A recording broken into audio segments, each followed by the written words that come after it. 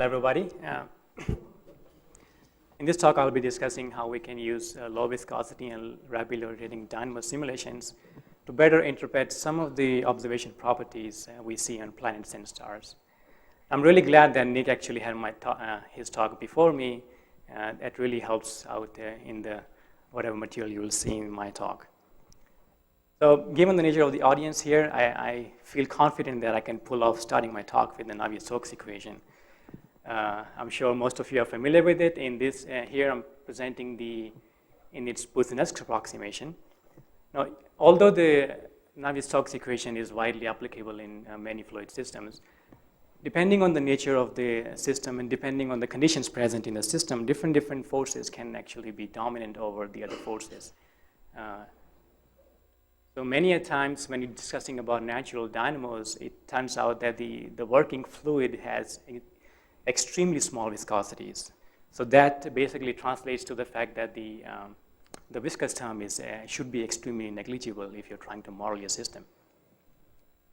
And many of these natural dynamos tend to be rotating, and many of them tend to be rotating rather fast. In that case, what happens is that the Coriolis forces tend to dominate your dynamics, as Nick also discussed in the previous talk. And now people have been discussing this kind of rotating system for quite a while now, and they have devised these famous non-dimensional numbers which quantify the extent of the Coriolis forces as compared to the different forces present in the Navier-Stokes equation. So we already saw the Rossby number, which is essentially a ratio of your inertial term, which is the nonlinear interaction in your Navier-Stokes equation, and the Coriolis forces present in the system.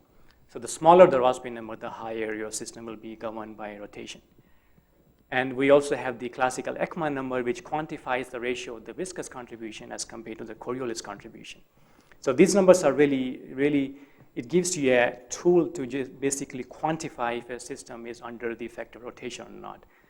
So that's why many people in the rotation dynamics community, they work with these numbers quite a lot. Now, I'll be discussing about Earth, and let's see what these numbers are on the dynamo we are right now standing on. And you look at the Rossby number, which is again the ratio of the inertial term and the Coriolis forces. It's pretty small. It's 10 to minus 6 or something, primarily because of the high Coriolis forces. And as I said, the viscous forces are very extremely small in natural dynamo fluids. It means that the Ekman number, which is the ratio of the viscous and the Coriolis forces, is going to be extremely small. And we also know that Earth acts like a dynamo. In fact, it acts like a very, very efficient dynamo. And so we know that the Reynolds number also have to be pretty high turbulence in the Earth's dynamo. And since when you look at the magnetic field energy present in this Earth, it turns out that the Lorentz forces in the Navier-Stokes equation will also be extremely strong when you talk about the geodynamo. And when you put all this thing together and you say, okay, I want to model this system, then it turns out that it's prohibitively demanding to do a proper simulation of trying to matching all these non-dimensional parameters. So we can't do that. So as most people try to do in life, we try to do our best. Just a few words before I start discussing about the geodynamo simulation. Just a typical setup in a geodynamo simulation, which is basically inspired by the actual Earth. We have the Earth crust, we have the mantle, we have the outer liquid core, which is basically a vast ocean of liquid metal. The dynamo basically sits here, and we also have a passive inner core, which is solid in nature. So it doesn't really affect the dynamo much. So correspondingly, we try to have a system which is like a shell where the dynamo works. We have this self-gravitating fluid here. We have the hot inner core, we have the cold part, and because of the fact that the liquid metals don't really change their density much in the Earth's interior, you can actually employ the Boussinesq approximation to simplify your system equations and simplify your life when you want to simulate the system. So this is the kind of setup we use typically in geodynamo community. And the Ekman number which people use is quite typically is 10 to minus 4-ish in this regime. Not so many years ago, this was still the kind of the canonical Ekman number which people were using.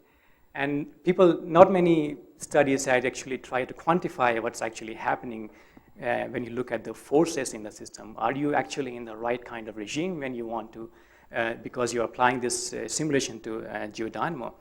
So it's really important to quantify the forces in Navier-Stokes equation. And so sometime back, Krista Soderlund, who just had a talk in the morning session, she actually quantified the forces in the typical geodynamo simulation that people were using.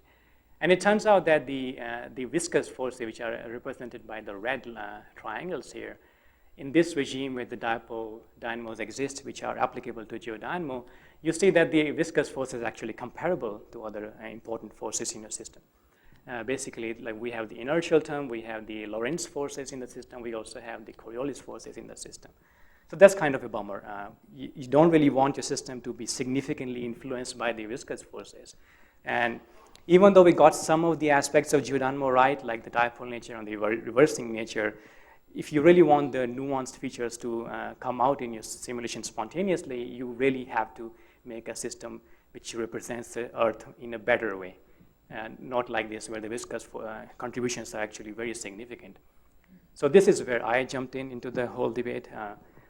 So the idea was, okay, a 10 to minus 4 Ekman number, which is 10 orders of magnitude smaller than what actually exists in Earth, is there a small enough Ekman number that we can use where the viscous force is actually negligible? So we have to do a consistent exercise of basically lowering the Ekman number in stages and see if we are tending towards a regime which kind of looks like Earth. We can't really go to the actual Earth regime, but maybe we can be close to it. And so we did this simulation study where we started with the 10 to minus 4 Ekman number, which people were using. And again, the viscous force is represented by these black pentagons. They turned out to be quite similar. They were similar order of magnitude compared to other forces. When you lower the Ekman number, the separation of the viscous force starts to become larger because, of course, we are just decreasing the viscosity in the system because we are changing the Ekman number. And when you decrease the Ekman number even more, the viscous forces actually go down quite a bit. And in this particular, at this particular Rayleigh number or convective supercriticality, this kind of similar order of magnitude of all the Lorentz and the Coriolis forces and the buoyancy forces, that's kind of thing which we expect to in Earth to exist. And the other forces like inertial and viscous, they should be very small. In this case, it's almost 2 orders of magnitude smaller. So that's the kind of thing we want to be. And this study tells us that, okay, we are probably on the right track. So let's see what actually happens to the dynamo when when basically the viscous forces are going down as compared to all the other forces. Again, here I'm plotting the magnetic dynamo efficiency, which is the ratio of the magnetic and the kinetic energy in your system, the total magnetic energy and the total kinetic energy. At some Ekman number, there's some kind of a trend with respect to the Rayleigh number. When we lower the viscosity, and the dynamo efficiency actually increases. And when we lower the viscosity even more, the dynamo efficiency increases even more. And that tells us actually we are actually doing something good. That's the right trend we want, because Earth happens to have this dynamo efficiency which is probably in the orders of hundreds. So that tells us that simulations are trending towards a good force balance regime. And really interestingly, at this kind of low viscosity dynamos, really interesting effects come up which have been predicted pretty long back by Chandrasekhar and David Stevenson. It turns out that at this kind of, I'm plotting here the dynamo Nusselt number, which is basically the heat transfer from the lower boundary to the outer boundary. I'm comparing that Nusselt number with the purely hydrodynamic simulations. It turns out that at some magnetic field strength, which the dynamo self-consistently generates, you can actually get almost twice as much heat as compared to the purely hydrodynamic systems when the viscosities are low enough in your simulation. So this was really exciting because that has been predicted pretty long back, and people were expecting the Earth to be in this regime. And only recently in laboratory experiments, Eric King and John Arnaud, they actually confirmed that it actually exists in real systems. So this was again encouraging. We were seeing this in simulations. Again, more nuanced things started coming up in these low viscosity simulations. Earth had this intriguing property that when you look at the magnetic field on the equator and you plot it as a function of time, which is on this axis, the features tend to drift westward. So this is called the famous westward drift of the geomagnetic field. And those features, again, spontaneously started coming up in our simulation only at the low viscosity. So this simulation, which I am showing you here, where the westward features are drifting westward, this only happens at this lowest viscosity simulation we did. This wasn't happening in the other simulation people have been doing in the past. So basically, just to summarize the things in this subsection of the talk is that if you really want to capture the realistic physics happening for example, in the Earth's interior, you have to be,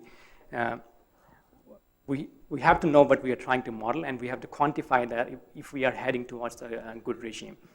If you don't do that, we just basically will probably just get the first order observational effects right, and then getting the other higher order effects will be really tricky if you don't do proper force simulations. So I'm just going to change gear a bit. Now, applying the similar ideas where we're basically concerned about low Ekman number and low viscosity dynamos to different contexts. In this case, the context is stars. Now, Ekman numbers are small, as Nick mentioned. In Sun, they're almost as small as Earth. It's mainly because of the fact that the viscosities are like terribly small. So this is, again, the same regime. We need to model low Ekman number simulations. And the other the other non-dimensional number was the Rossby number here. Now, in stars, the Rossby number is indeed higher because of the fact that we are working with a much higher level of turbulence. Everything is much faster in stars because they have much more energy to work with. So the Rossby numbers are actually higher in stars as compared to any planet we can think of. But the Rossby numbers don't have to be terribly small, like 10 to minus 6, as is the case in Earth. They could actually be larger than that, but still the effects of rotation can still be dominant as long as the Rossby number is small enough. So in turns, in stars, the Rossby number can actually be, it's actually quite smaller when the stars are born, because the stars are born with a very fast rotation period, and they only lose it as a function of time. So when they get older, they become slower. So when the stars are young, the Rossby number tend to be smaller than as compared to what it will happen, what it will be at later stages in their life. And it turns out that there are some class of stars which are called low mass M stars. They naturally have a smaller energy budget. They naturally have a slower convection, and that translates to having a low Rossby number for these kind of stars, which are called red dwarf stars. In this case, the Rossby number can be low even for middle-aged stars. They don't need to be very young. So there is some regime in stars where the low Rossby number physics can actually be very important. Now, just again, a few words about the modeling technique here. This was the figure I showed you for the Earth. Now, M stars, a lot of them tend to be fully convective. That means that the inner part of in these stars is basically really, really tiny. They have a very tiny, small inner core. And in a large portion of the stars, this core doesn't even exist. So these are fully convective stars. So we have to model something where the core size is much smaller. So that's what we did in our model. We couldn't really do fully connected stars because there's a central singularity. The model doesn't allow it, but we were working with a core which was 10% of the full radius. So it's pretty small. And the other aspect which is really significant as compared to the Earth's dynamo is that the plasma changes its density by orders of magnitude, as Nick already mentioned in the case of Sun. So we have to model stratified or density stratified systems. So in our simulations, we were using density stratification of about 150. So from this normalized radius of 0.1 to 1, the density changes by a factor of 150. And we can't use Buznesk approximation any longer because we have density stratification. So we use something called the inelastic approximation to model our system. So let's see what happens. Oh, sorry. Now, again, the idea was to look at lower Ekman number dynamos. So in this case, I was using an Ekman number 10 to minus 5, which at that time when I was doing the simulation, it was among the lowest in the community. I don't know what's happening now, but I think at that time it was the lowest.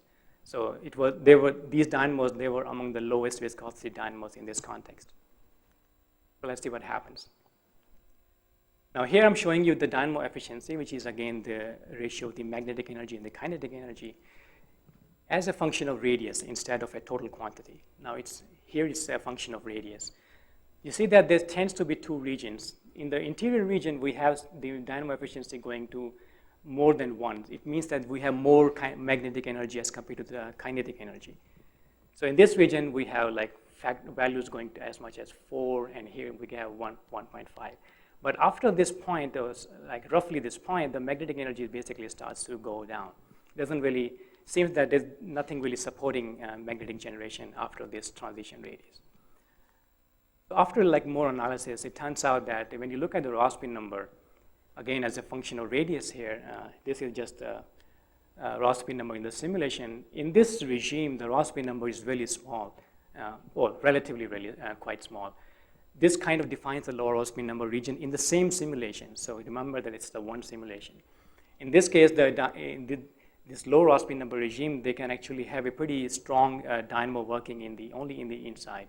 So this low Rossby number region translates to a strong dynamo, which kind of generates this kind of high efficiency dynamo magnetic field here. But after that, the Rossby numbers are going up, and the high Rossby number tend to be a bit relatively lower efficiency dynamos.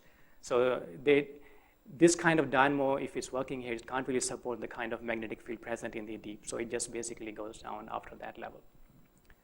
And just to show you some structures in the simulation, you see that if you look at the equatorial slice in the simulation, this is the inner core I was mentioning, which is quite small. And in the inside, we have large-scale convection, which is also slower. So the colors represent the magnitude of the radial velocity. So we have slower convection, which can be influenced more by the rotational effects. And if you look at the orthographic projection of the radial velocity, you see that there are more coherent structures inside the simulation, which is basically telling you it's a lower Rossby number regime. But when you look at the outside orthographic projection of the velocity, you see that there are more structures present outside. And the structures are much more chaotic as compared to what's happening in the deep. That basically translates to the fact that we have a low Rossby number in the inside and a high Rossby number in the outside.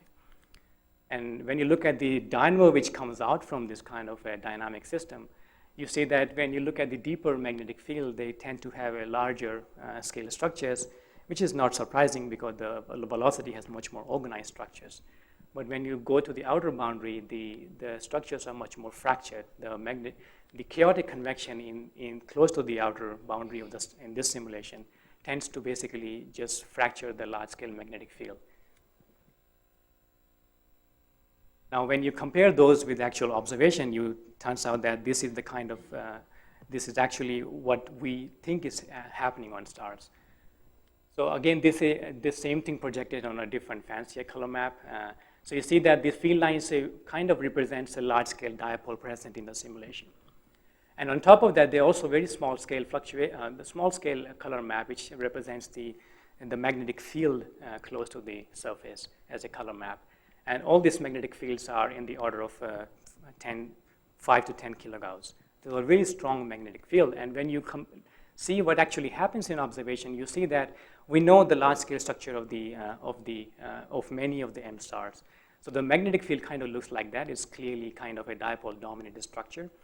And although we can't actually see the actual magnetic field on small-scale field on stars, we would have some indirect ways of telling that there's also a lot of small-scale magnetic field present on these stars. So the fact that we're getting this small-scale fluctuating magnetic field embedded on top of a large-scale dynamo, it tells it's actually in agreement with what we expect to be happening in M stars. So this is again something which was a very interesting result. It was capturing not even qualitative aspects of the observations, but also the fact that these stars have insanely high magnetic fields ranging in the kilogauss, and we were getting it spontaneously just in our self-consistent dynamo simulation. Now, just to go back to the picture, so what we think is happening in this simulation is in the lower part where we had the lower Rossby number region. The lower Rossby number region kind of mimics what's happening in the Earth's interior. Earth can generate a pretty strong dipolar magnetic field. So in the inside, we have an Earth-like dynamo perhaps working in here, which generates a dipole-dominant magnetic field. When you look at the outside regions, we have this layer sitting on top of this lower Rossby region, which kind of acts like a layer which is encapsulating a dynamo, and it's kind of like a chaotic magnetoconvection happening on top, close to the outer boundary of the simulation. So this chaotic magnetoconvection, it doesn't really help in sustaining any large-scale magnetic field. It just basically fractures your whole, whatever magnetic field were coming from the below. So this chaotic magnetic field basically recycles field to small scales. So that's basically it. Again, the point here is that if you really want to capture the actual, the regime we expect to exist in stars or in planets, we have to be modeling something low Ekman number conditions and low Rossby number conditions, which we think is actually existing in these systems. As long as we don't do that, it's really hard to get really detailed observational features correct in numerical simulations. Thank you.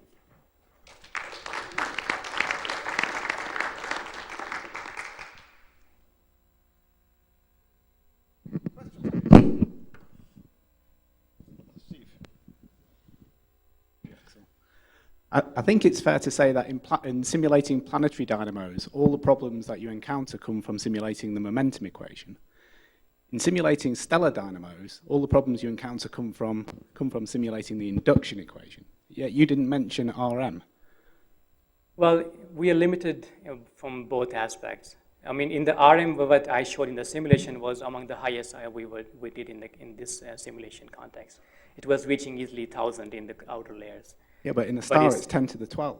Yeah, as best as we can. And that's where all the problems in stellar. Yeah, I know. It's very nice, and you kind of think, well, I've got it right for a planet if you have, but beware of. No, but you have to look at what you're getting in the simulation. If you're getting even the really detailed observation right, you've got to be doing something right, I think. Oh, I disagree strongly with that statement. Let's agree to disagree. So I have a closely related question, not about RM, but RE. So you showed that you get what you think is the correct force balance by having as low an Ekman number as you can and a Rayleigh number, which is just a little bit supercritical. But if you increase the supercriticality, you can still have low Rossby number and still be at low Ekman number, but then at higher Reynolds numbers. So can you say something about the Reynolds number dependence of these effects? If you went to higher Reynolds numbers but maintained the same Rossby number, would you still get this realistic force balance? I think we will, because there has been a recent study where they went to lower Ekman number and they went to much significantly larger Reynolds number than I showed here. And the force balance actually holds in the sense that it's mainly Lorentz forces, Coriolis forces, and the buoyancy forces coming into the system when you look at the force balance. The other is just, at least in the geodynamo context, when you lower the, let's say, increase the Reynolds number, there are regions where it actually matters, where small scale, small regions where the viscous effects and inertial effects are very strong. But by and large, when you look at the global system, it's mainly Lorentz force dominated. The length scales are much larger than you would expect in a viscously or inertially dominated system. So I think it just kind of hits a floor. And when you reach this regime, they're just too strong. The Lorentz force and the dynamo is so efficient. At least an order of magnitude lower Ekman number, that seems to be the case. All right, so kind of a related question from that. Do you have an estimate of what the Elsasser numbers are for the stars where we have constraints on the magnetic field?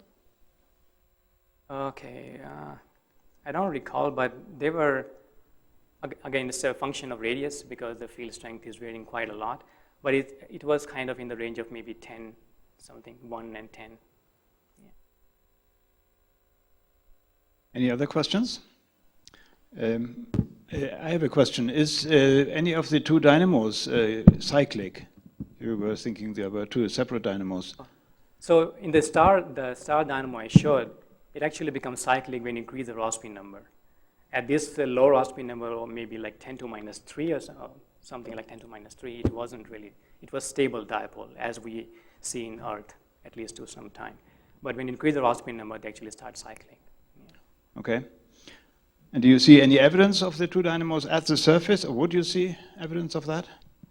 Well, that thing I haven't investigated yet. That I would love to see, because the RMs are quite large, and at this kind of RMs, you would probably expect some kind of small-scale dynamo working in the outer layers. But I haven't been able to basically quantify that. Okay,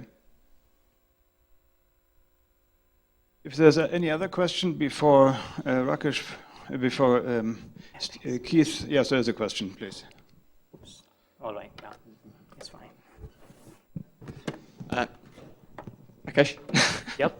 Hi. So you mentioned you saw in a specific part of the parameter space westward drift. Mm-hmm. And in the other parts, do you see just no drift, or can you have eastward drift or something The eastward weird? drift does come up, and when Does. you increase the Rayleigh number to, let's say, a couple of times more than what I showed, for the westward drift case, it actually goes the other way. Not so strongly like the westward case, but you can still start getting eastward drift, right? Thank you. Okay, thanks again for a very interesting talk. And now the next talk is by Keith Julian, and he will be talking Don't read that title. about reduced. It's actually a different title. So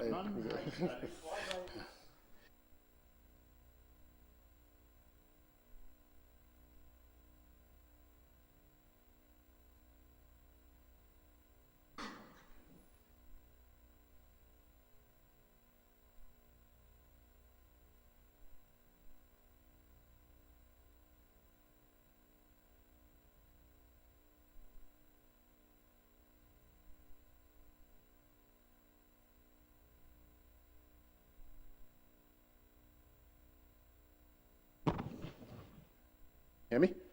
Okay, thank you. Yeah, so my original title, I think I was a little gung-ho 9 months ago, so I slightly adjusted my talk. Thank you.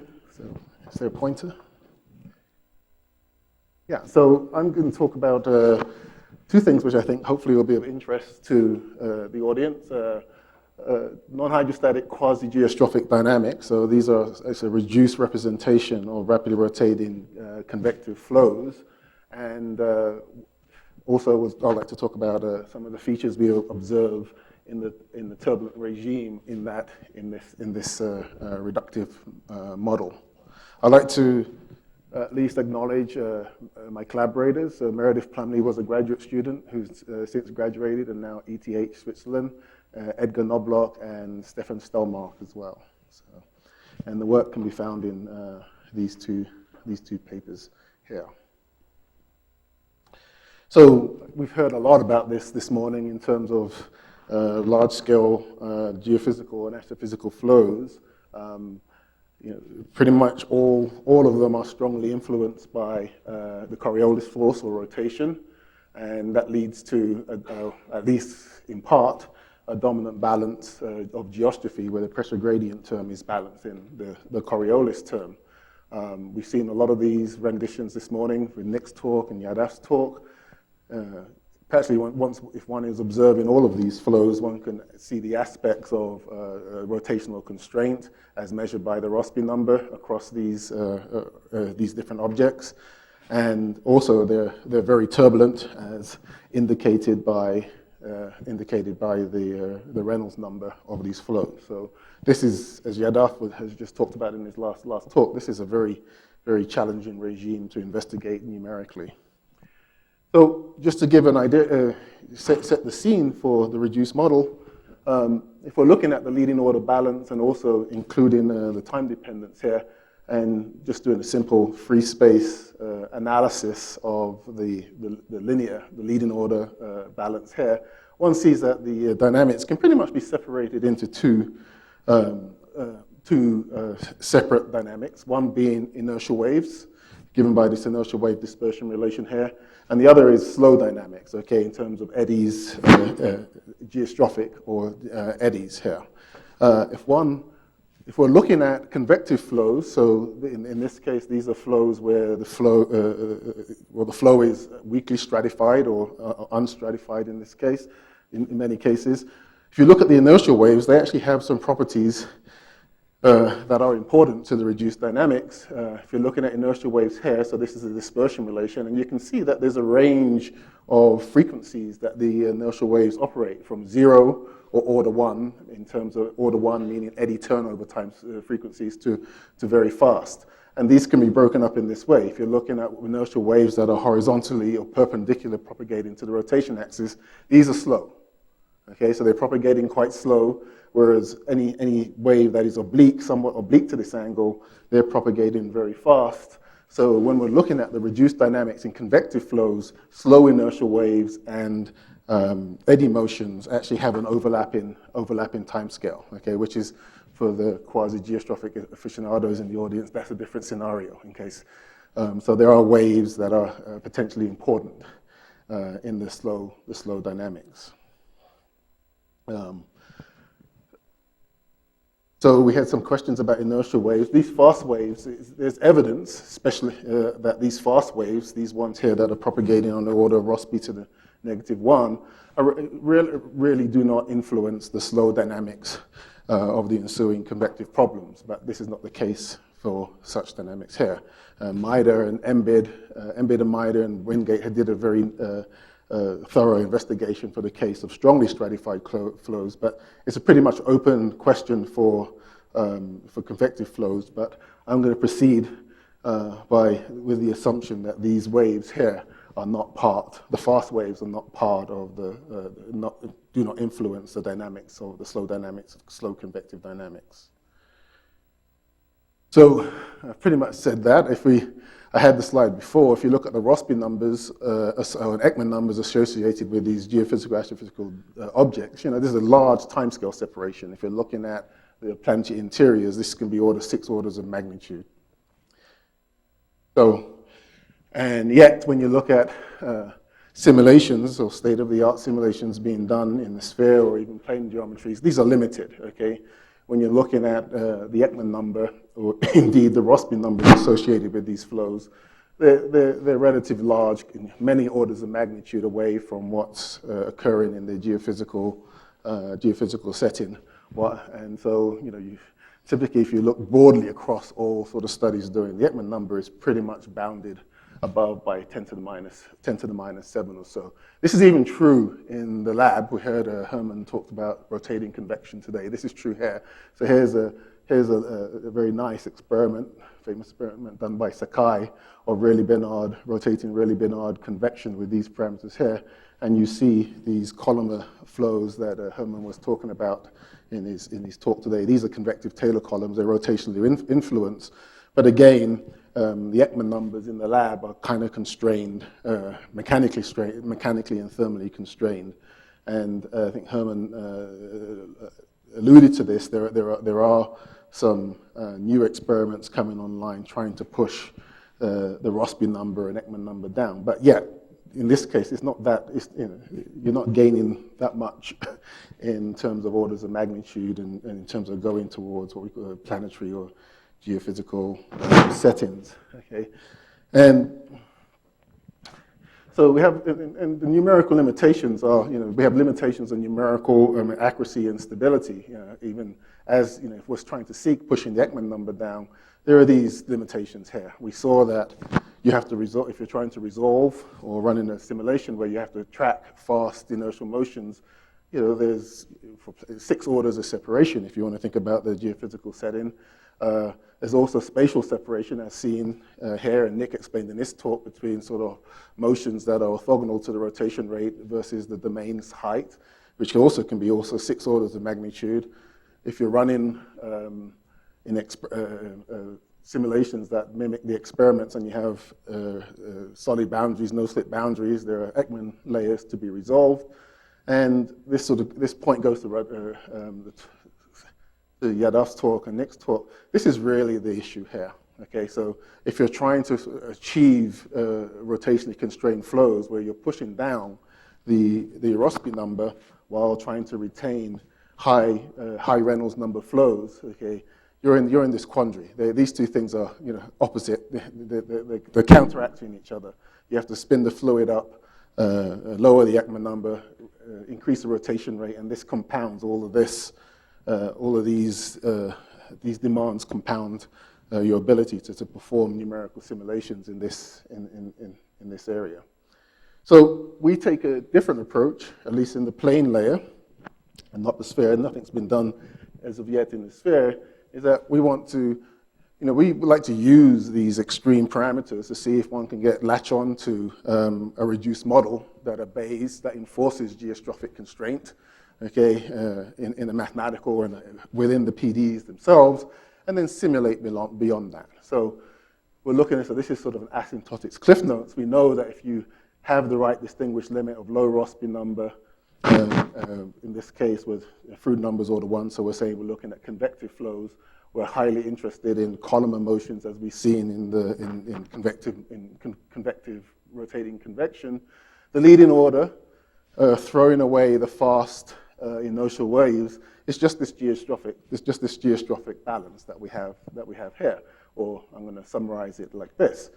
And then one can proceed, okay, with multiple scales expansion in the math, where we look at in the vertical, we can separate the vertical into 2 scales. One scale associated with the width of these thermal columns that we've known that we've seen are very, very thin, or the Ekman to the 1/3. So we're looking at Ekman to the 1/3 up here, and slow modulations over them. I've crossed that out because if you actually look at this on this scale, this tells you, this is where the Taylor-Proudhon effect is really being invoked. It says for convective motions, it's trying to enforce invariance on a very small scale in the vertical, okay?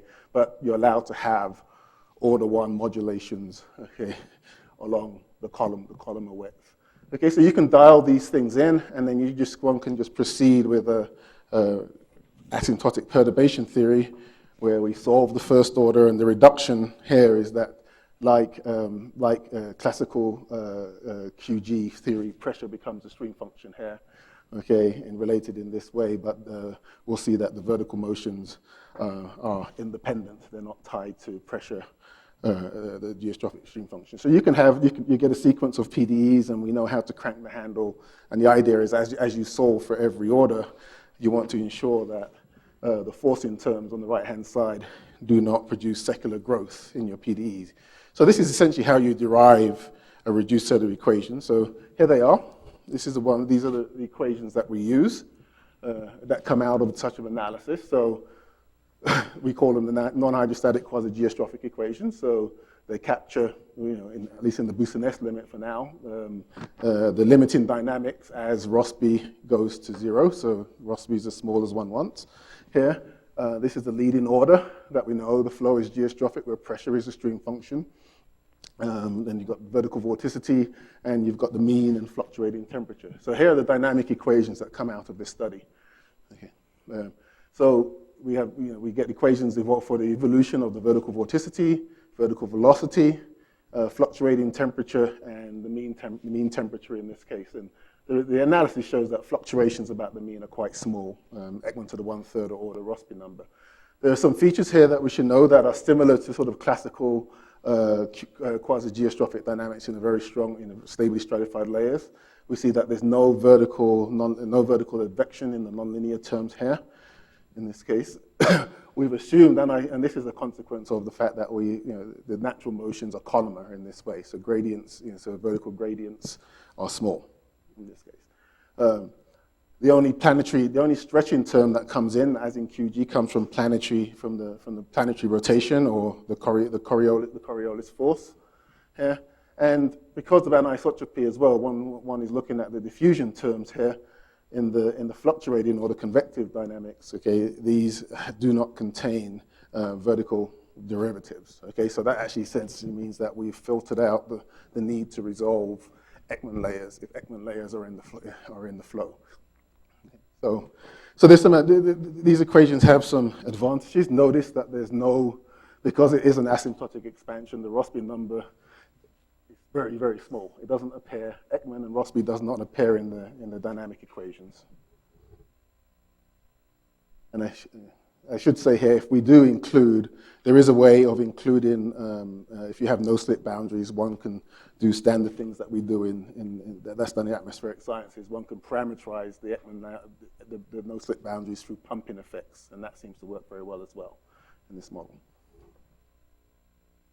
So just to show that this actually this is a comparison with DNS. So we've done this over the years where we looked at establishing an Ekman number in a DNS model and the reduced model and simulating a reduced model to see if there's a quantitative overlap. won't say too much about this, but this is just looking at something that is measured in these in simulations and experiments, the heat transport and the reduced versus the Rayleigh number, or the reduced Rayleigh number, which is just the Rayleigh number times Ekman number to the 4/3. In the stress-free case, so that's no pumping, no parameterized boundary conditions, very good quantitative agreement with the DNS performed at Ekman number 10 to the minus 7. Or this is a stress-free for 10 to the minus 7. And in a no-slip case, at least for the Prandtl number 1, we're seeing, so here with the Nusselt number versus, again, the reduced Rayleigh number, the dots are, the solid dots are the DNS, and the open dots are from the model. Okay, so there's this good quantitative agreement between the model, the reduced PDE setting and the quasi-geostrophic setting, and full DNS simulations. And we just, by way of heat transport, we see a scaling law that actually shows that the scaling law is for dissipation-3 dynamics in the interior of the fluid. So I wasn't going to include this slide, but we had a talk this morning about what is the rotationally constrained regime. I'd just like to point out it's actually quite rich. Okay, when you're looking, so this is simulations that we've done with this model where we've mapped out parameter space as a function of Prandtl number and reduced Rayleigh number, and we sort of outlined all the different types of flows that can be seen as one increases Rayleigh number as a function of Prandtl number.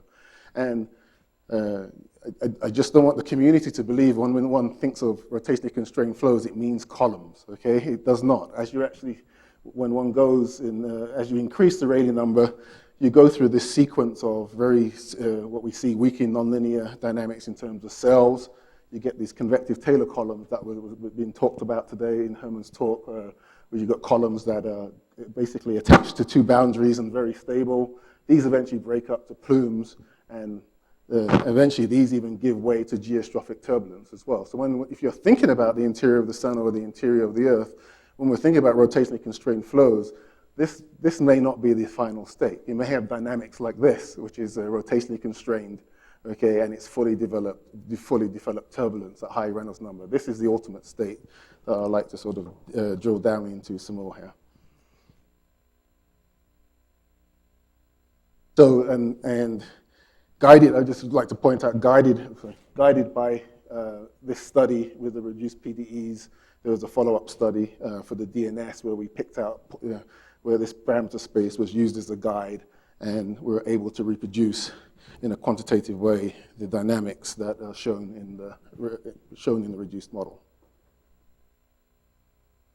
So when you go back to the reduced model, there are some interesting features here. When you actually look, if one looking at the inviscid conserved dynamics, unlike the QG equation that has conservation of entropy and energy, which typically means that there's a inverse cascade, this model, once you forget dissipation and thermal forcing, only conserves energy. So there's an issue, does an inverse cascade exist or not in this rotating convective environment?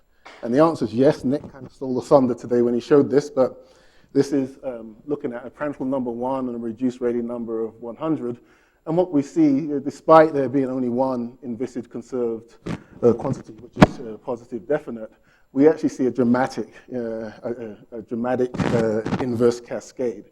So this is where you've got convective turbulence going on within the layer, but it's able to drive a flow energy upscale.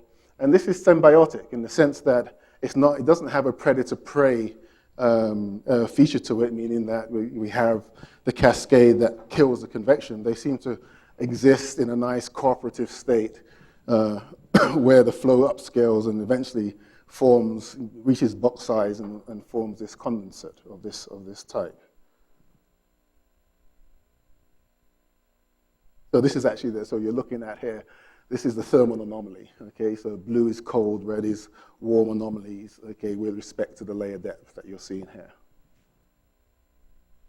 So why does this happen? You can actually look and, how long do I have? 10 minutes, okay. You can actually look and actually observe that in the equation set, at least the reduced equation set, there is a barotropic manifold where buoyancy is not acting on, and this is described by, it's actually the depth-independent vorticity in the flow. So we can separate the flow into depth-independent vorticity and the fluctuations about it in this way, and then we can project the equations down onto that manifold, and you get a hint as to why there is this inverse cascade. It's really an inverse cascade into the depth-invariant mode, or the barotropic mode, and without convective forcing, which these fluctuation terms say, and ignoring dissipation, this is just the barotropic vorticity equation. Okay, so in this manifold, there are two conserved quantities. There's pseudo-energy is conserved, and there's a pseudo-entropy that is conserved. So the natural, the barotropic vorticity equation, the natural inclination of this manifold is to have an inverse cascade. And it's forced convectively in this way, and of course damped by barotropic vorticity. And these things, as I said, are working in unison. It's not a predator-prey thing. They actually reach, they seem to sort of exist in a symbiotic way.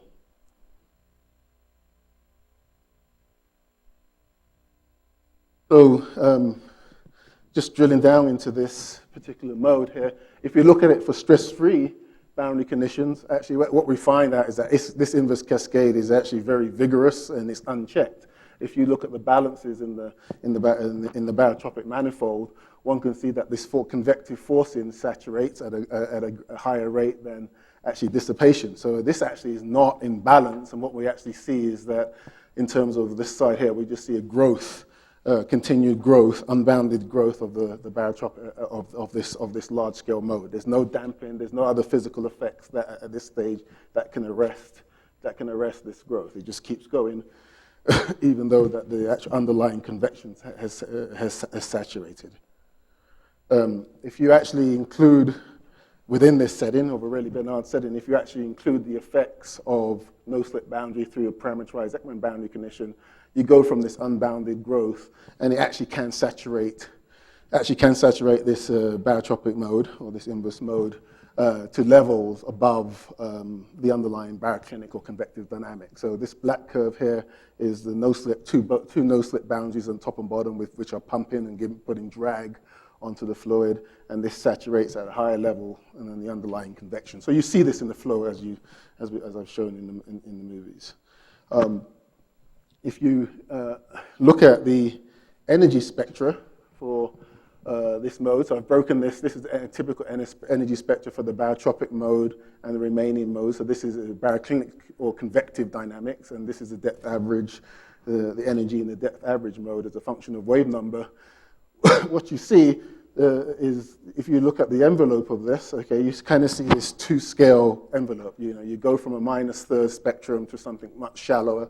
In this case, I put 5/3 on there as a guide. So this is sort of what, if you know, sort of Nastrom gauge-like that we see in this spectrum. So there's energy being dumped in the lower wave numbers for the barotropic dynamics, basically, whereas the convective dynamics, which is shown in red here, this is growing and this saturates. The gray curves are stress-free, showing that we have similar behavior, and the green curves is actually a comparable DNS that we sort of show, the DNS study done by Stefan Stelmark at 10 to the -7, showing that there's good quantitative agreement between the reduced PDE model and the barotropic model as well. So if you're looking at the inverse cascade, we can do further analysis of this by going into spectral space and trying to find out, what kind of cascade is occurring. So we can look at the energetics, the energy flowing into a given wave number. We can look at this is the nonlinear advection term, dissipation due to Ekman friction, it's in there, and dissipation of the barotropic energy. So we're interested in the nonlinear transfer here, and this is shown in this diagram here. So this is really showing how energy is being converted for a given wave number P to a wave number K for the nonlinear barotropic term. So that's the U dot grad vorticity here. And what one can see is that there are two features of this inverse cascade that we see. First, the inverse cascade is non-local. So unlike a sort of a form of direct or local inverse cascade where it's going from wave number to wave number to wave number, the flow is sort of organizing itself, or the large-scale flow, to directly subtract energy from the convective motions directly into the large-scale mode. So you can see this is these off-diagonal terms here. And then the dynamics itself does have some forward aspects, within the barotropic manifold that is also sending energy downscale for dissipation. In the case of stress-free, it's not arrested, so this thing keeps growing. In the no-slip case, there is a saturation of the thing. So this is sort of a spectral transfer map that actually shows the existence what type of nonlinear inverse cascade we're getting. It's a non-local cascade. So in the square geometry which we chose, which is just the y and x directions are isotropic in this case, what happens to the inverse cascade as you change? If we play and change the aspect ratio, we can see that actually we don't get a condensate anymore, but the flow tends to align itself into these unidirectional jets. So this is the impact that the aspect ratio in this setting has on the model. And it doesn't take much, actually. So from a 1-to-1, pretty much as you start changing the anisotropy, it very quickly, very rapidly turns into this sort of Kolmogorov flow, unidirectional jets. And you can see that as we go through these different aspect ratios, there's a scale selection. Meaning, what's the scale selection or the width of the jets? It tends to align itself with the shorter direction, the shorter box direction. So this is the wide, this is a long scale, this is a short scale. It tends to live or tries to pick an optimal wave number, which is aligned with the short direction. And this is sort of the same thing here in 1 to 5 box. We sort of average down, showing that the flow is pretty much Kolmogorov. And this is just a Hofmiller diagram showing that as you increase time and the inverse cascade takes hold, you eventually derive these unidirectional flows that are very, very stable in the stress-free case. In the no-slip case, they actually develop some time dependence to it, but pretty much this is the same picture. The large-scale mode itself, if you look at that, the balances in the large-scale mode, it's very much like classical QG. I mean, I didn't say this in the original picture. I mean, the reduced equations do conserve potential vorticity, and it's a nonlinear, in the whole dynamics, is a nonlinear PV term here. If you actually look at the dynamics of the large scale, it's pretty much dominated. Gray is the full PV, red is the linear PV. It's pretty much dominated by linear PV dynamics. So this may be something nice to look at even in the spherical simulations. If you're looking at the large-scale structure, what is the PV dynamics? Is it linear in this way, which may give some indication of how the dynamics of large-scale motions. Okay, so I think my time is up. So we've chose to model, at least in the planar direction. I think there's an open question as to how to get this in the spherical domain. Well, I call it a model, but it's really an asymptotic derivation from the full equations of balanced geostrophic flow. So you're inherently tied to be in this low Rossby number regime while increasing the supercriticality or the Reynolds number. I've showed that we have good overlap with DNS experiments, at least at 10 to the minus 7. So this gives us confidence that we can talk about regimes that are not accessible by the DNS or by the experiments as well. And this is going to be true for some time. So this is sort of probably a nice paradigm to play. I told that there's an existence of a barotropic manifold that enables a dual cascade. It's a non-local inverse cascade, then the forward cascade once the barotropic dynamics have established itself. If you change the domain of anisotropy, I kind of showed that what you really end up with is a set of unidirectional jets within embedded vortices within that case.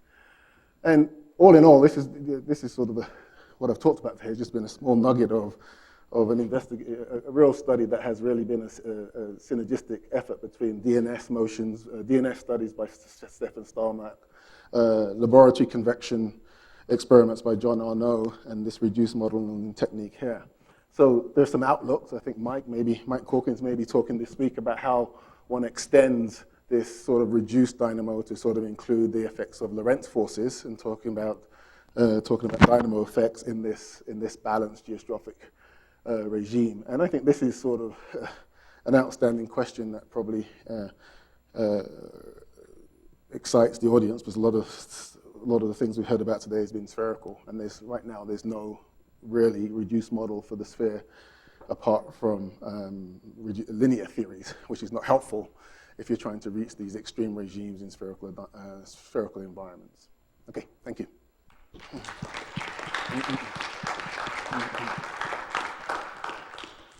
So we have time for one question.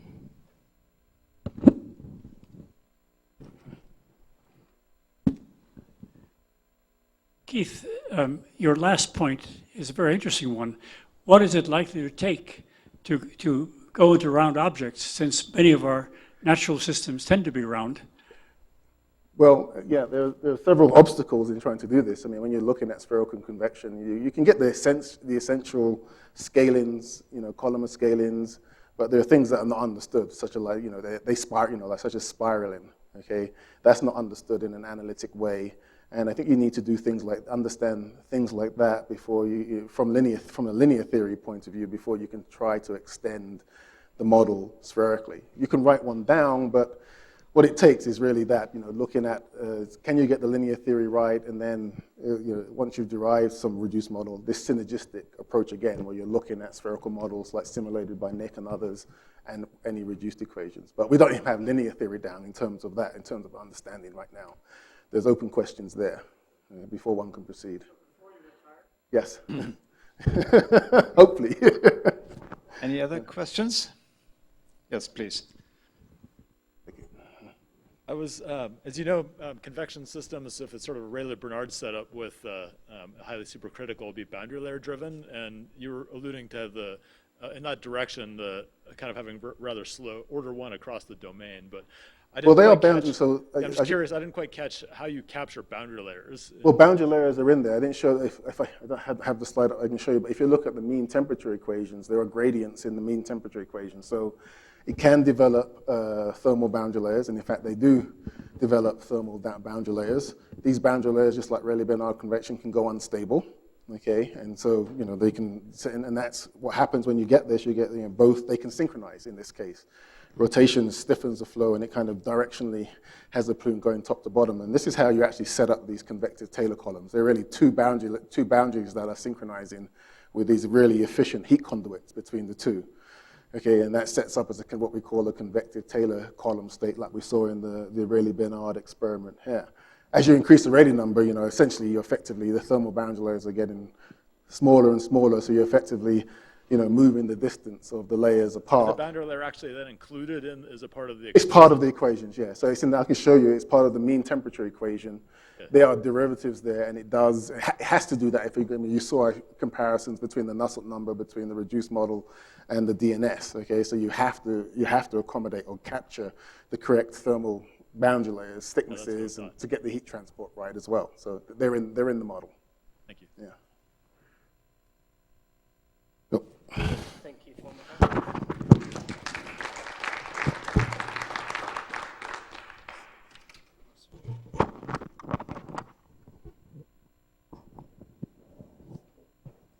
Does this work? Very good. Good, yes? Okay. No. Better?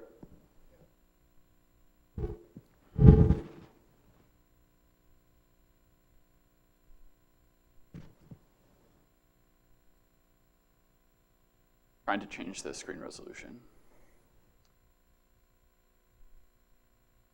Well, momentarily, we'll have Daniel Okwane speaking about convection and wave interactions. Okay, here. Okay. Well, while we're trying to get this working, I want to say that I'm actually a little bit nervous about giving this talk, because I always fall asleep in talks after lunch. And I haven't fallen asleep in the past two talks. They were so good. So it might be this one that I fall asleep on. we'll find out. Okay, so unfortunately my slides are going to be cut off, but we'll just have to deal with that.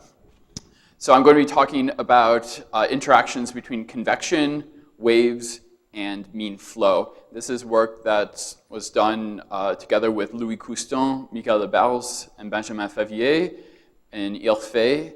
And most of the work was actually done by Louis. You can see half of his picture here. He just moved. He's starting a Marie Curie fellowship at Bass and Dampt. So in contrast to many of the talks earlier, which were motivated by a specific physical, specific thing in nature, instead I'm going to ask a question about physical process. And one of the physical processes that interests me a lot is what happens when you have convection which interacts with stable stratification. So that's what I'm depicting here. You have some convection, you have some stable stratification. Now, why should we care about this? This sort of thing occurs many times in nature in different contexts. One context is in the Earth's atmosphere. So this is a volcano which exploded, and the bottom part of the atmosphere is neutrally stable because it's convective, so the stuff rises, but at some point it can't go any further. That's because it reaches the stratosphere. So this region down here is convectively unstable. This region up here is stably stratified. In stars, depending on how big the star is, you also have this situation where you can either have a convective core for large stars and stably stratified or radiative envelope, or the other way around for solar mass stars. So these are stars who have mass about 1 solar masses and a luminosity of 1 solar luminosity. So the sun, it's mostly stably stratified, but now in the core, whereas the convection zone is, the outer part of the star, the envelope, is convective. So, and I also should mention, also in this morning we heard about how other planets in our solar system might have both convective and stably stratified regions.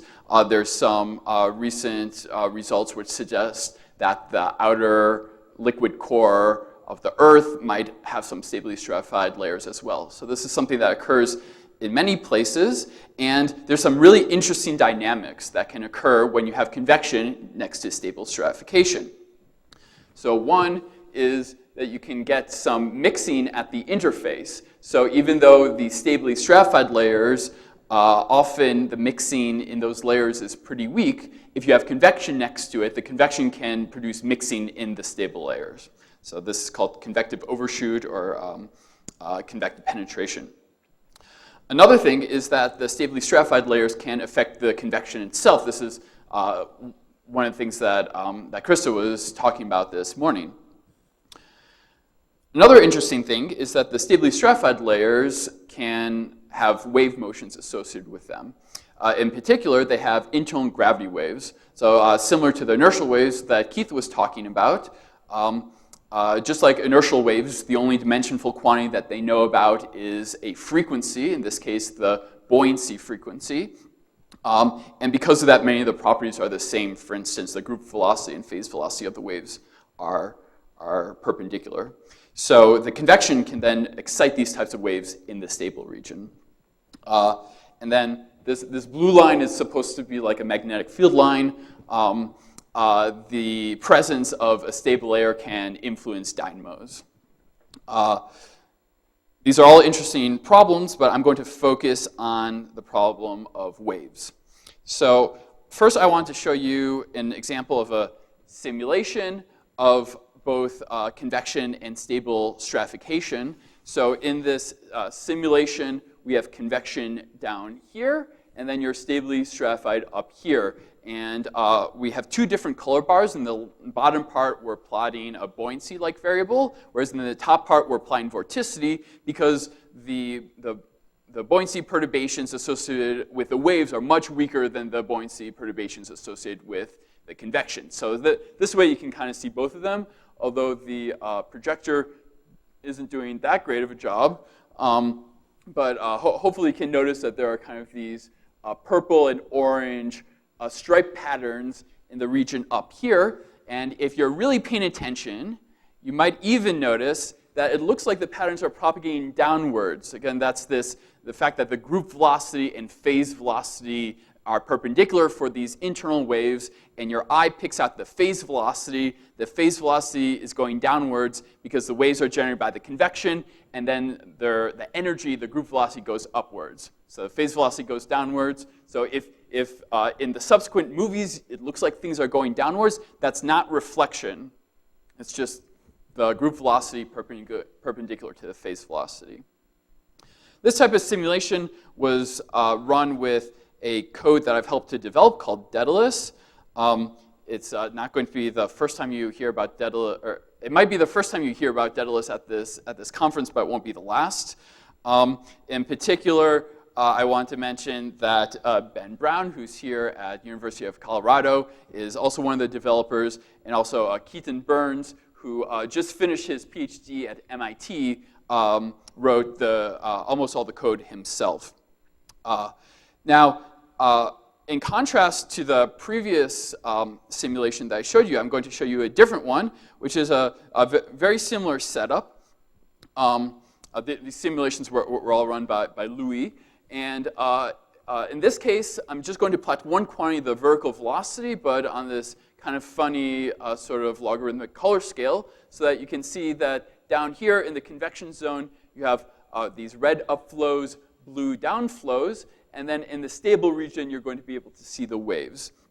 The difference between this movie and the previous movie is that Louis is running this one at Prandtl number less than 1. Okay? And I'll become important soon. I'll explain why that's important. So the movie is going to start going, and I want you to focus on what's going on in the wave region, in the stably stratified region. So you see at this point, the lines of constant phase are sloping upwards and to the right. So I just paused the movie briefly so you could note that. The simulation keeps on going longer, and soon it actually flips around, where now the lines of constant phase of the waves are going upwards and to the left. And you can keep on running, and it'll just keep on oscillating between the lines of constant phase going mostly to the left versus mostly to your right or to the left. So what's going on? Well, now I'm going to show the same movie, but in addition, I have this black line. The black line is the horizontal mean of the horizontal flow. So this is a mean horizontal flow. You can see it's 0 up here. That's because we have a damping layer at the top. We didn't want to have to worry about any reflections. So it's 0 up here, but you can see how at this point in the simulation, the mean flow is mostly to the left, and when that happens, the lines of constant phase are mostly to the right. Now it's the other way around. Mean flows to the right, lines of constant phase mostly to the left. Okay? So the thing that is causing the waves to propagate differently is the fact that you have this oscillating mean flow. And it turns out that mean flow is being produced by the waves. And that's what I'm going to be trying to demonstrate for you in the rest of this talk. Now, is this just some strange result of our simulation, or is this like a real thing that might happen in nature? Indeed, in the atmosphere, we see similar patterns where we have these oscillations of the mean flow in the equatorial stratosphere. So this is in the stably stratified layer in the Earth's atmosphere. You have these patterns of easterly flow and then westerly flow, and it keeps on oscillating. The period of oscillation, I think, is about 26 months. So it's not quite biennial, but it's almost there. So they call it the quasi-biennial oscillation, or QBO.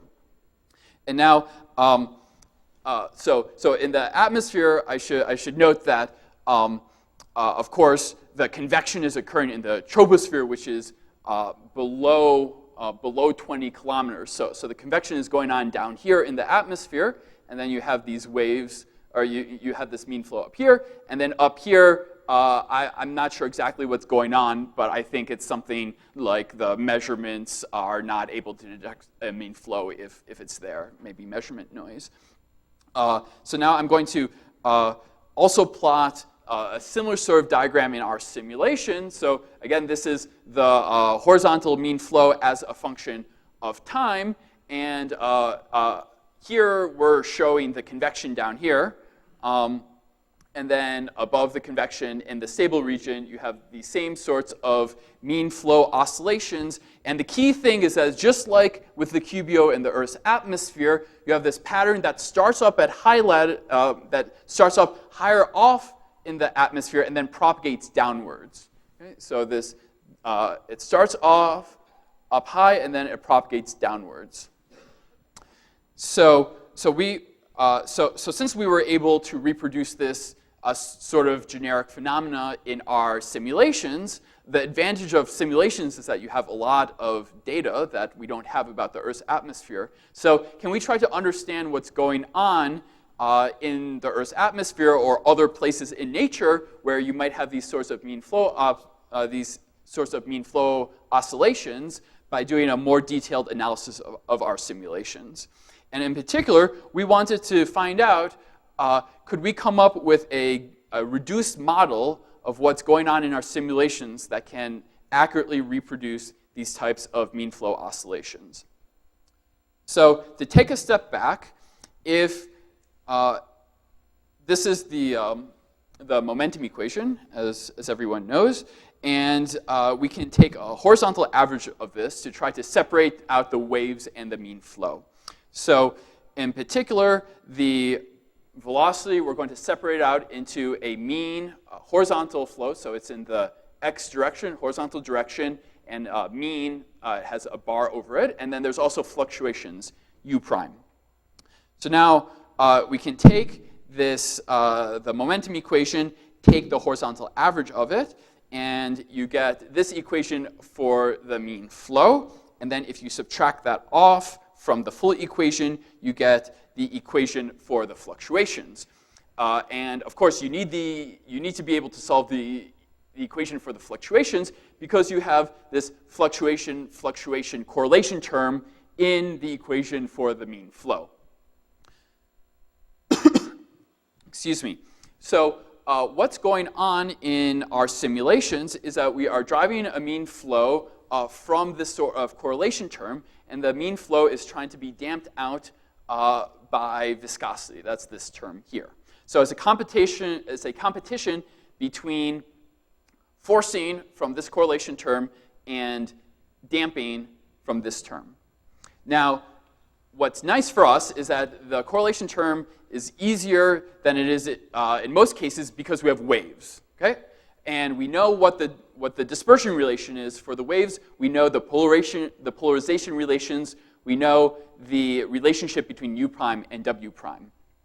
Now, if you just have uniform plane waves, it turns out that, that this u prime w prime correlation term, when you average it, gives you exactly 0.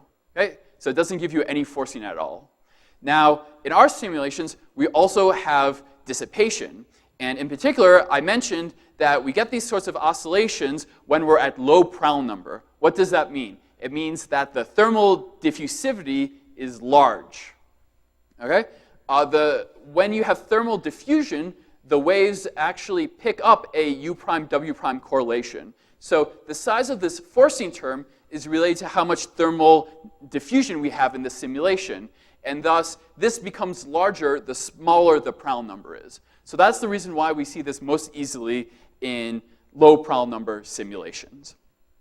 Now, how is it that this sort of equation can give you these types of mean flow oscillations that we see in our simulations and then also in the atmosphere? So I'm going to give you a heuristic picture of what's going on. Imagine that you start off with a mean flow which is predominantly to the left, as shown here. Now imagine you send up two waves. One, and the x-axis here, I'm going to be plotting both the mean flow u bar, and also the phase velocity of the waves. So we're going to have one wave which is going to the right that has a positive phase velocity, and one wave going to the left that has a negative phase velocity. And imagine that you send up those two waves with same amplitude. How do those waves interact with the mean flow? Well, something to take into account is that the waves get Doppler shifted by the mean flow. So the wave frequency gets Doppler shifted to frequency minus k times u bar, and of course omega over k is the phase velocity of the wave. So you can see that the frequency gets Doppler shifted to 0 when the phase velocity of the wave matches the mean flow. And the damping of the wave is proportional to the frequency, the Doppler shifted frequency, to the minus 4th power. So that means that anytime that frequency gets low, the waves are going to damp really quickly and thus deposit their momentum. So this wave here, which has a negative phase velocity, as it propagates upwards, it's going to encounter a region where the mean flow is comparable to its phase velocity, and thus it's going to damp and deposit its momentum. So, this red curve is the momentum associated with that wave. Now, the prograde wave, the one with a positive phase velocity, that's going to be able to propagate upwards, no problem. Of course, there's still going to be some damping, and because of that, in this purple line, I'm going to show the momentum transfer from the prograde wave. That's going to act up higher up in the domain. And then finally, the last effect that's important is viscosity that I'm showing with this yellow arrow. So if you keep up the situation and let it run further in time, what you find is that you end up developing a bit of positive mean flow to higher up in your domain. That's from the purple arrows here. And you can ask the same question of how do those two waves and viscosity change the mean flow. And what's happening down here is that you're going to get a thinner and thinner layer where these retrograde waves are interacting with the mean flow. So you're going to develop very sharp gradients at the bottom of your domain, whereas in the top you're continuing to pull things to the right. And eventually viscosity is going to play an important role down here because it's going to get so thin. And at that point, you're going to be left with a mean flow that looks like this, which is just the opposite of what you start with. So hopefully this shows you kind of what half of one cycle looks like and how waves interacting with mean flow can give you these types of mean flow oscillations. And this exact mechanism was studied in the lab by Plum and McEwen in the late 70s, where they had a flexible interface that they used to excite both prograde and retrograde waves. This was propagating in a salt stratified tank, and they were able to find mean flow oscillations, again, propagating from the top downwards. So what we wanted to do is, from this sort of experiment, could we come up with a reduced model that would explain the types of mean flow oscillations we see in our simulations? So this is what we call our Plum-McEwen model. What we do is, from our simulation, we calculate the average wave spectrum, and then we ask what are the Reynolds stresses associated with each of those waves. So given an initial mean flow, we calculate the eigenmode of the wave, and from that we can calculate what the Reynolds stress is. So that includes all the damping effects. So once you have the Reynolds stress for each wave, you can add them all up. You put in viscosity, and then that tells you how the mean flow is going to change due to both viscosity and the waves. So you can update the mean flow. So I'm going to show you the result of that. First, I need to describe what this movie is going to show. The mean flow is the black line, and then we are plotting the Reynolds stress associated with the waves as a function of their phase velocity. So initially, the mean flow is very close to 0, and you can see that the waves are able to propagate pretty high up. The waves with low phase velocities damp quicker, so that's why they don't make it very far.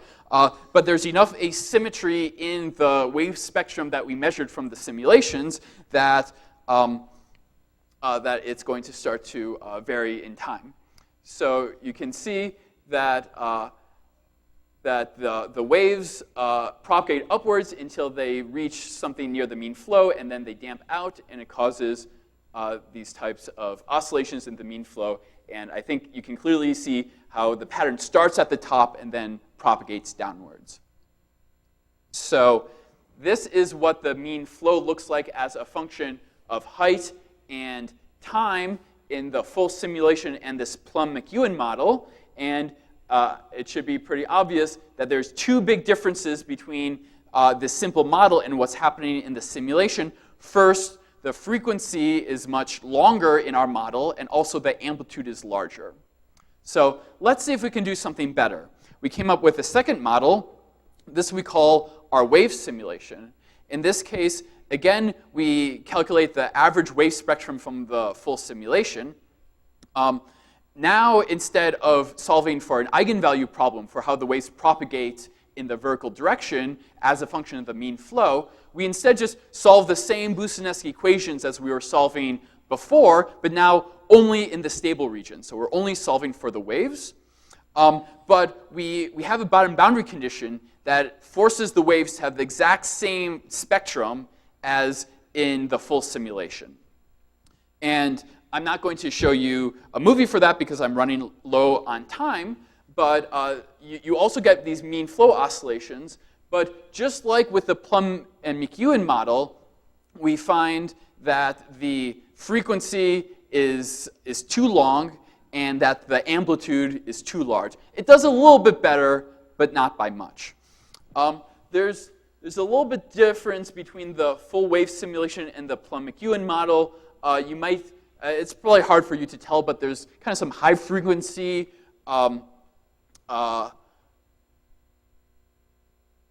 there's some high frequency signal here that's not present here. It's also present in the full simulation, but we think that's because in the Plum and McEwen model, you only have each wave interacting with itself, whereas in the wave simulation, you have all the nonlinear interactions associated with the waves. So that means that if you start off with two frequencies, they can add up to something that's not exactly zero, and that's giving you these high-frequency oscillations. So what's the difference between the full simulation and the wave simulation? I mean, the waves have the identical spectrum at the bottom. We're solving the exact same equations. Why do they give such a different result? We think that what's going on has to do with the PDF of the wave. So even though the second moment is the same, the PDF of, say, the vertical velocities are different. The way that we're forcing the wave simulation means that, that the PDF has to be Gaussian, because we're just adding up lots of random waves. So central limit theorem, you're always going to get a Gaussian. Whereas for the full simulation, we have long tails in the velocity perturbations, and we think that this sort of intermittency is an important effect that's missing from our wave simulation, and has to do with the fact that when the waves are excited by convection, they're not excited randomly with random phases. The waves are actually correlated, and those correlations seem to have an important effect when they're interacting with the mean flow. So I've run out of time. What I've presented you today is some work that was primarily done by Louis Couston, where he showed that in simulations you can have convection, which generates waves, which then generates mean flows. And the intermittency of the waves generated by convection seems to be key in the evolution of the mean flow. Now, the simulations that I showed you, they're only 2D. It's harder to get this to work in 3D. However, I do want to mention that in the lab of Michael Lebals, they have been working on some experiments that, of course, are 3D, because real life is 3D. And what they have is they have a cylinder and a cylindrical annulus, and they're able to actually see some sort of mean flow oscillations due to waves generated by convection. So here you can see that there's flow in one direction, and then if you wait for a bit, it switches sign. Now, it's unclear at this stage whether or not it's the exact same mechanism as what I just presented, but we're going to investigate further. Thank you very much. Questions, please. Yes, please. How stable is your stable layer, and does it entrain very much as a function of time? So that's a great question. The stable layer, I think, is if you come up with a typical frequency of the convection and you compare that to the buoyancy frequency in the stable layer, I think the buoyancy frequency in the stable layer is larger by maybe a factor of like between 5 and 10. I don't remember exactly the number, but it's pretty stably stratified. Not nearly as stably stratified as, say, the radiative zone of the sun.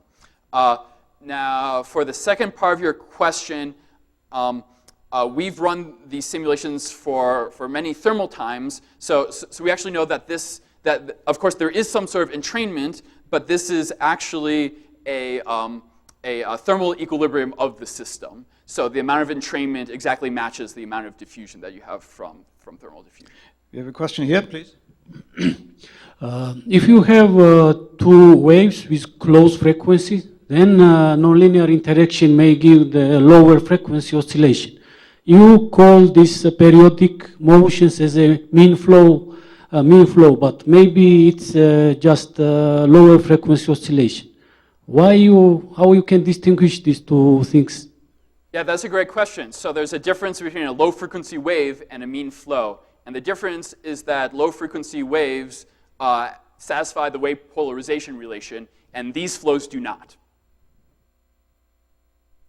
Thank you. One more question over there. Jupiter and Saturn are observed to have similar phenomena. In Jupiter, the period's 4 years, so it's called the quasi-quadrennial oscillation. And on Saturn, it's 15 years, which happens to be about half a Saturn year, so it's called the Saturn semi-annual oscillation. And I'll actually describe this on Friday in my talk. I have some three-dimensional simulations where I parameterize convection and try to capture that phenomenon. But in the context of this, I think it would be really interesting, given the different observed phenomena with different periods, different amplitudes, and so on, to know like how do those properties, the amplitude, the period, and so on, in your kind of a system vary with the, not only the Prandtl number, but the heat flux going through the system and things like that. And also the value of the Brunt-Weisel frequency and how sharp the kink is from the convection region to the region where it's stable. That might actually affect the kind of wave modes. Yeah, that's right. So all those things are really important, and I encourage you to read Louis' PRL on this, which contains all those. Because in the context of the 3D simulations that I'm doing, it's much harder to like fully scan the parameter space. You probably have a better chance at doing that in 2D. That's right. That's cool stuff. Yeah. So we've done that. So I encourage you to look at the paper. Okay, one more speak. Can I ask about your sponge layer? I mean, yes. How assured are you that that's not really impacting your results? Because they're not perfect. They're not perfect absorbers, especially for large wavelength waves. So they're notoriously pretty bad for that. So yeah, that's how is that impact? You're sure that that's not impacting your simulations? Yeah, so we have done simulations which don't have a sponge layer, but instead just have a no-slip top boundary condition. In that case, you do get reflections from the waves. And if I remember correctly, the mean flows that you get in that case are slightly different in their amplitude and their frequency, but the phenomena is still persistent. Okay, thank you very much for your very interesting talk.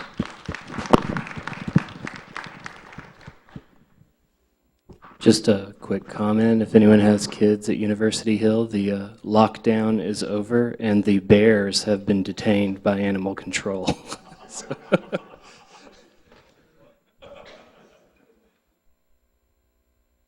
Okay, so now we have a talk by Åke Nordlund, and he will be talking about global modeling of the solar convection zone with the dispatch code framework. So, Åke, please.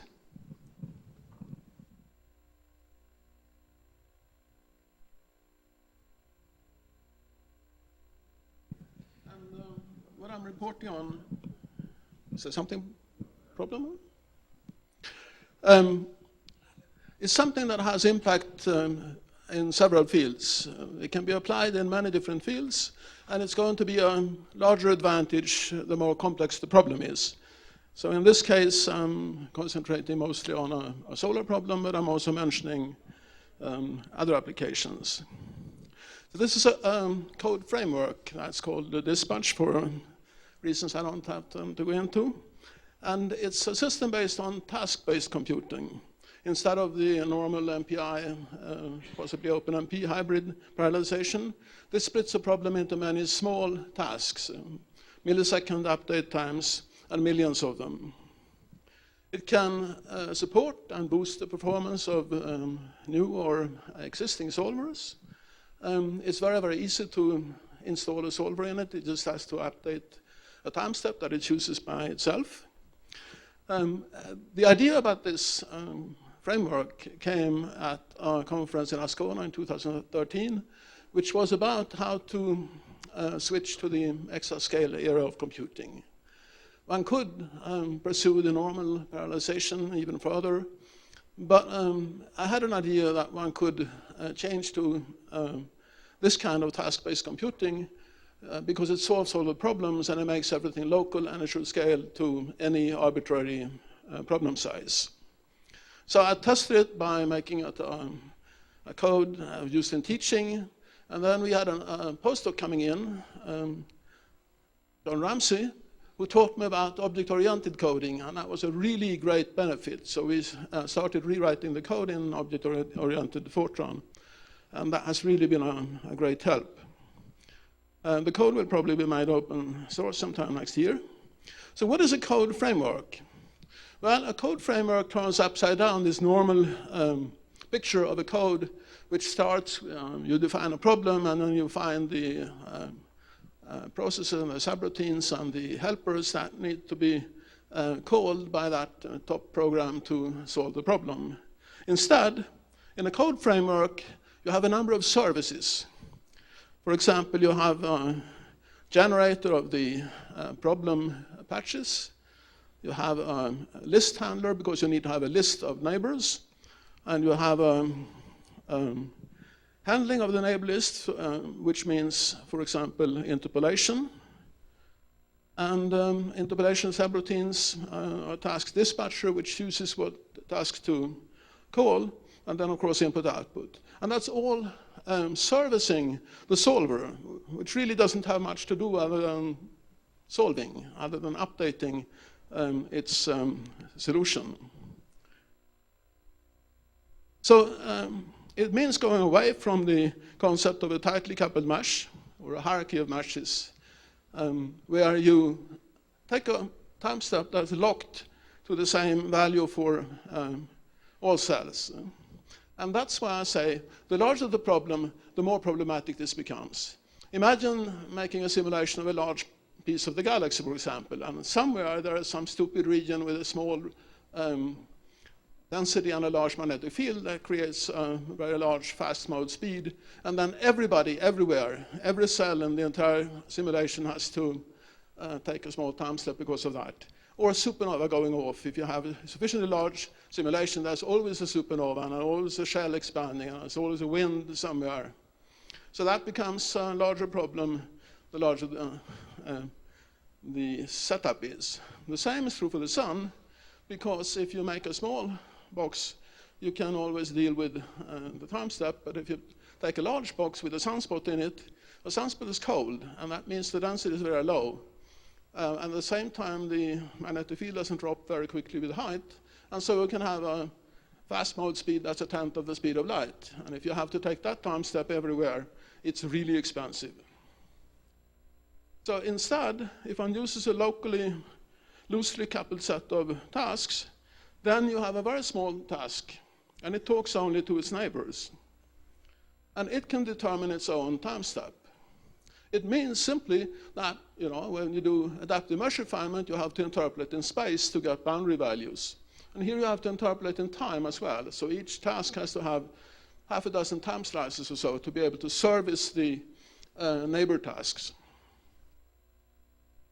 So the main features of this code framework is that it uses a local time step. That's a great cost saving, as I will explain more in detail later. It's solver agnostic. You have an easy time implementing any solver, and we have a number of them implemented already. The solver can be not just an MHD or even a grid solver. It could also be a particle solver or a particle in cell solver.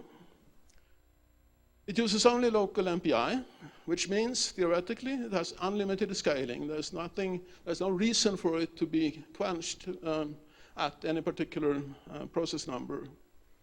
And it allows curvilinear meshes. We have cylindrical meshes and spherical meshes, and then we have the volleyball, which I will talk about in a short while. It can use static mesh refinement or adaptive mesh refinement, and it can have moving meshes, which really saves the day. If you're doing star formation, for example, every small fraction, every small clump of star formation typically moves at supersonic speeds relative to the bulk, if you have a large enough bulk. And that's a really pain, both because it forces a short time step, but also because it increases the numerical dissipation, the numerical diffusion. It's really difficult to advect something at high speed and have nothing happen to it. So we already have a number of papers. You can read about the code itself in a monthly notices paper. And we have an application paper where we studied pebble accretion onto planet embryo. We also have a follow-up paper, which is in process of being reviewed, where we added radiated energy transfer to the rocky planet simulation. And we have another paper on how to solve the Poisson equation with a local patchy solver. Is non-trivial, really. Mathematically, it shouldn't be possible, but of course, in practice, there's no problem, because when we are here on Earth, looking at, for example, satellite dynamics, we don't really care about what happens in the neighborhood of Jupiter. So even gravity is a locally treatable process. So the parallelization in this batch is extremely simple. Each node runs an MPI process. And it has a large number of semi-independent tasks, OpenMP tasks.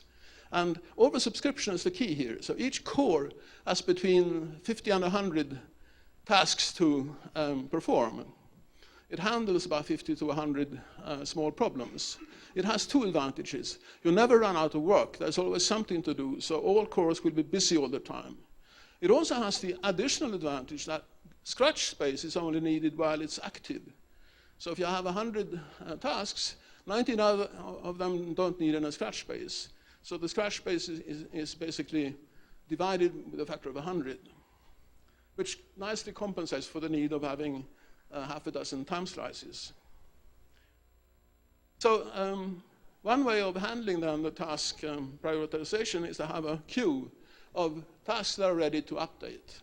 And then every thread that needs work goes to the queue and picks the first task in the queue. It then updates these asynchronously with local time steps. And MPI is used to communicate those patches that are close to the boundary to another node. So, as I said before, from the solar point of view, it has a really simple situation. It has only two tasks. It needs to decide a time step to take, and it can do it using only local conditions. And then it needs to update the variables using guards from data that has been automatically provided by the framework.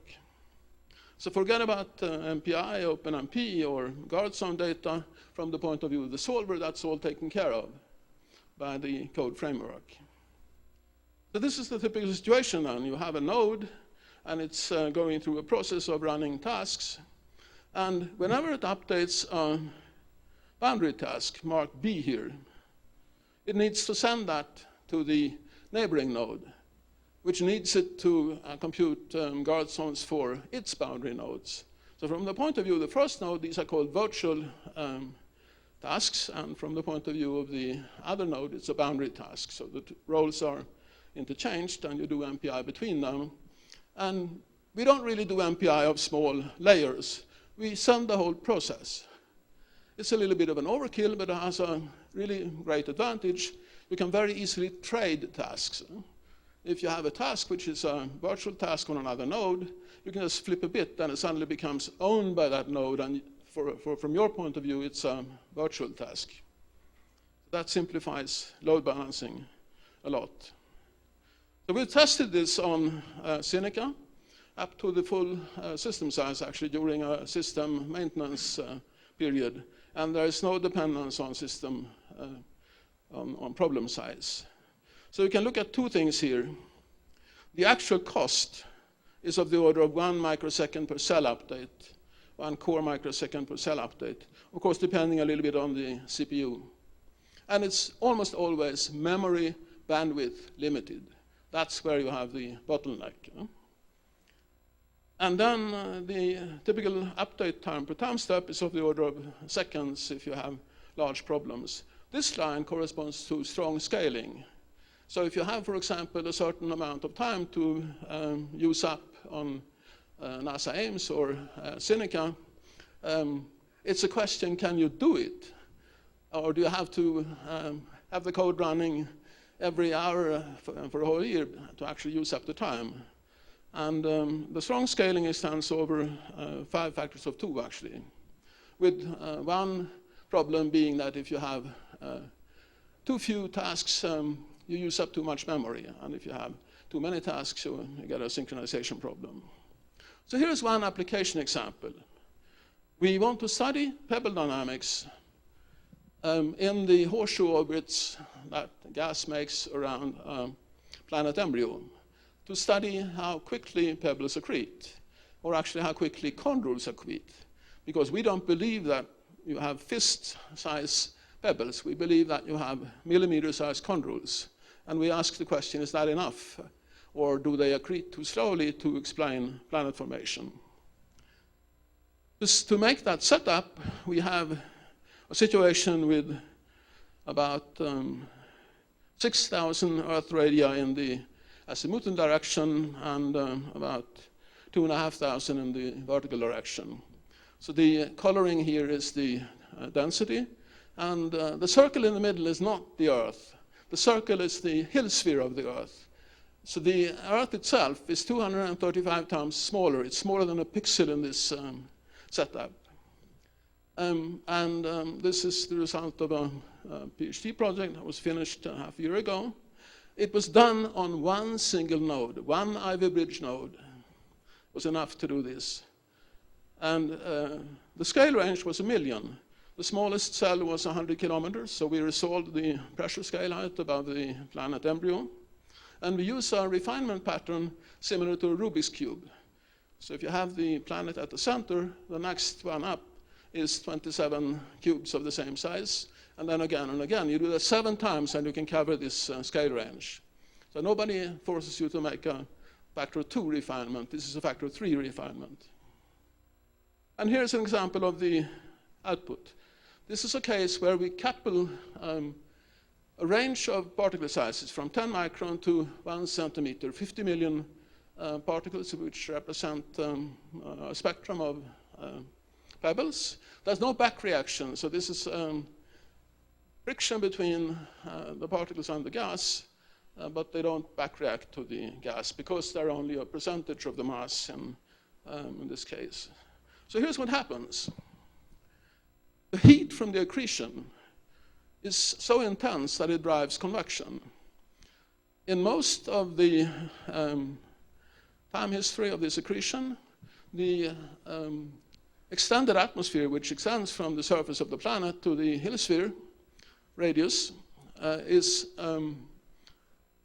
so adiabatic, so optically thick, that it's near adiabatic. And therefore, the only way that heat can get out is by forcing convection, which really looks quite different when you have a very localized heat source and then a big expanding space for it to expand into. So like the campfire in a forest where it's spreading heat from a small source.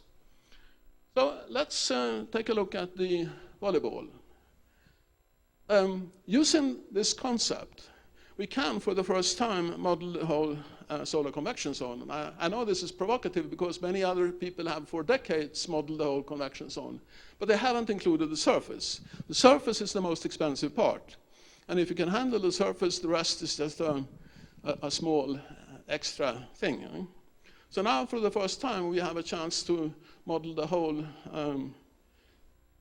visible surface as well.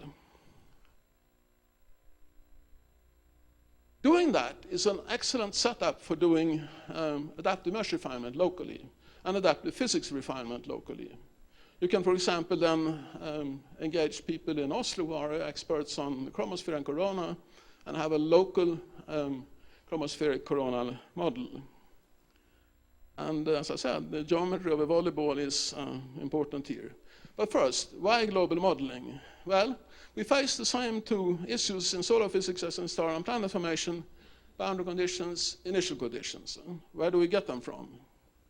Well, specifically, even if we are focusing on solar active regions, we have to ask the question, where does it come from? It comes from a global dynamo which creates large-scale magnetic fields, and we have to have them self-consistently.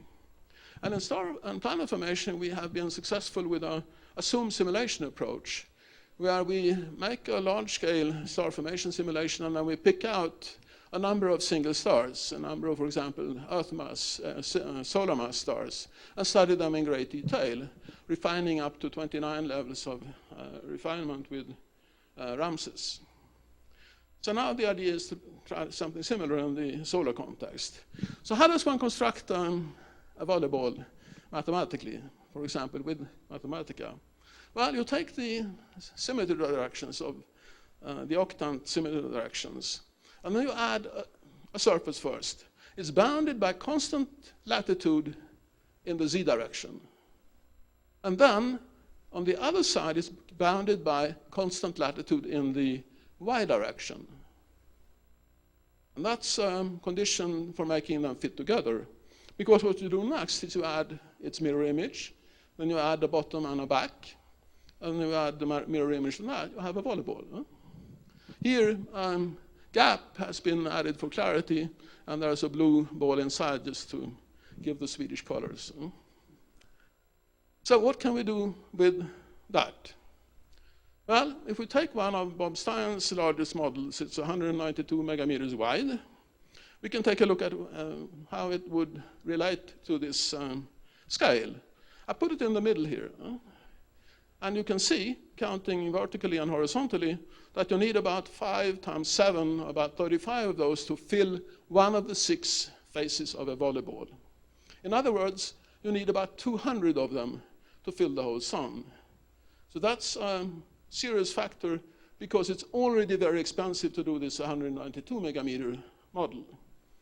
I come back to how one can overcome that barrier. But first, let's take a look at this geometry. And let's not forget that we have 100 times to go inwards to find the actual dynamic scales. So first we have this model, and then we have a sunspot type model at 48 megameters, and then we have at 6 megameters the dominant energy transport, namely convection at the granular scale. So we can zoom in like that, just to get a feeling for the scale range, and zoom out again. That's what it looks like. Now, what's the problem with just doing a large number of these?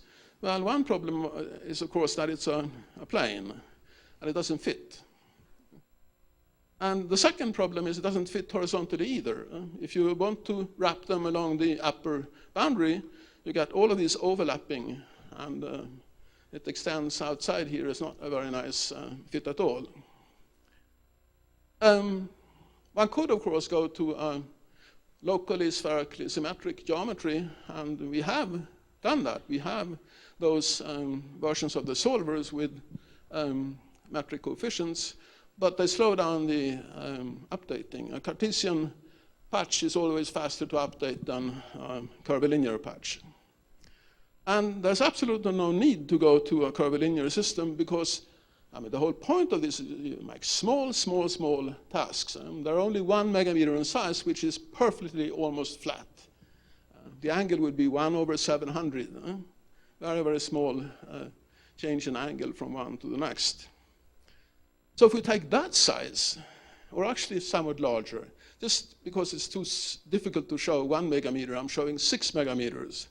And there, along the border, you have a few of those. They fit very nicely along the border. There's no problem. They're parallel with the border. And what about the corners? Well, we zoom into the corners and we can see these are contributed from one patch. And of course, they extend across the line here, but that's only a small fraction of a few of them. And these are from another of the volleyball patches. And I didn't put in the next ones. But this is all you have. There will be some patch overlap at the corners. But it's not a problem, because the neighborhood relation in this code framework doesn't require the neighbors to be snugly fitted. They can overlap as much as they want, because it's necessary when you have moving patches. A patch can be moving across another patch without a problem. So to sum up, this geometry is really useful because it allows us to use small Cartesian patches over most of the, over the entire sun actually, with only a small distortion as you go from the center of a patch to the edge of the patch. I think it's about 13% or 15% that the geometry changes, the metric coefficient change over there. And even though you have a exactly Cartesian patch, there's nothing preventing you from having a gravity vector that points exactly to the center of the star. And all that happens is that when you couple guard zones, you have a weak coupling from the z component into the x and y component when you ask the neighbor for values. And that's quite okay. I mean, that's very typical for adaptive mesh refinement, that you make interpolations and you mix up the coordinates. All right, so what about this cost issue then, the factor of 200? How do we address that? Well, it can be overcome through a combination of the features of dispatch. First, we have the small task size, which is of the order of 20 cubed to 50 cubed or something like that, with the trade-off being if you have too small a patch, you have too many guard zones, and you get some guard zone overhead. And if it's too large, well, you miss the local time step advantage to some extent.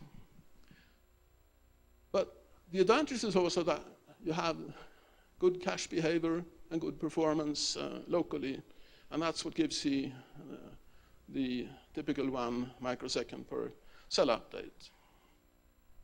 But the big winner is the task local time step. It gives a huge cost reduction of order to 30 to 100 in the solar case. I'm going to show why. And if you think about it, in the sun, you have always local strong magnetic fields. With sufficient resolution, there will always be some tiny intermittent magnetic field, which reduces the time step if you have a global time step. We apply the local condition for time step separately to MHD and radiated transfer. If you, for example, have a very small MHD time step, it can come down to a millisecond. It's completely pointless to update the radiated transfer at the same rate, because light doesn't change in the surface as fast as that. The group in Oslo has been using this technique for years. They typically update the radiated transfer every 0.1 second, which is perfectly fine. So that gains another factor. It essentially makes the radiated transfer ignorable in the time computation. So now let's look at concretely how this large factor in gain comes about. This is a unigrid example from one of Bob's simulations with a 2016 by 500 by 2016 setup. And it has a small active region in it, and the resolution is about 25 kilometers. If I split this into 56 cube patches, pretty big, it still looks like that. Quite a large number of patches horizontally, and of course, a correspondingly large number vertically. So if we now, instead of showing temperature, we show cost. This is an image of cost. So it's essentially an image of the fast mode speed. And it's even not a linear image, but it's sort of a square root image to reduce the contrast. We can see that there are these local regions with very high cost. It's, of course, the sunspots. And we can now ask the question, what would the time step be if we had a global time step? What would it be if we have a local time step? We can even ask the extreme question, what would the time step cost be if we took a completely local Courant condition? Every cell can decide its own time step. That's, of course, the limit, the extreme limit that we don't reach, but we come close to it. So we split this into domains again, and we simply look at the statistics. And this is what it looks like. This is a logarithmic scale with 1 million cells up here, and a few cells, just a few of them, have extremely large fast mode speed compared to most of them. And in this case, actually a local simulation, a smaller one, a 6 by 6 by 6, 6 by 6 by 3 simulation, if we normalize constant time step cost to 100%, then the totally local theoretical limit would be 3%. And if you have these 56 cubed patches, it's 6.5%, so it's only a factor of 2 that you lose from that. So to summarize the whole thing here, using this new code framework, it's now possible to model the entire sun, including the surface, while still having the crucial surface physics. And the main cost reduction factor is the time step, which is determined locally. Secondary factor is the small Cartesian box, which gives high performance.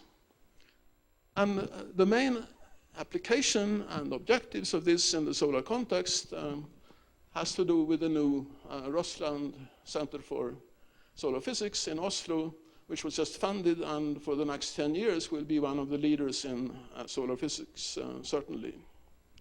Modeling solar active regions, modeling chromospheric and coronal dynamics, and modeling particle exploration in that context. Other applications are, we are testing scaling theories for supersonic turbulence together with Liu Bin-Pan, and we are working on zooming in on star formation on a larger scale than before with Michael Kiffmeyer in Heidelberg, and we're doing planet formation simulations of a type similar to the ones done by Andreas Popovas. Thanks very much.